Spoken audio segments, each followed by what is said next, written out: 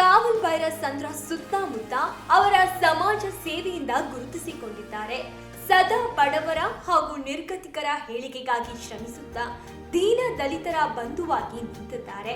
ಇವರು ಸದಾ ತಮ್ಮ ಪಕ್ಷದಲ್ಲಿ ಗುರುತಿಸಿಕೊಂಡು ಹಲವು ಸಮಾಜಮುಖಿ ಕೆಲಸಗಳಲ್ಲಿ ಸಕ್ರಿಯರಾಗಿದ್ದಾರೆ.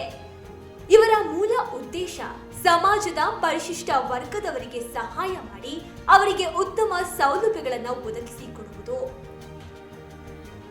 ಹೀಗಾಗಿ ಪ್ರಭಾಕರ್ ಅವರು ನಿರಂತರವಾಗಿ ಸಮಾಜದ ಒಳಿತಿಗಾಗಿ ಉಚಿತ ಆರೋಗ್ಯ ತಪಾಸಣಾ ಶಿಬಿರಗಳನ್ನ ಆಯೋಜನೆ ಮಾಡುತ್ತಿರುತ್ತಾರೆ.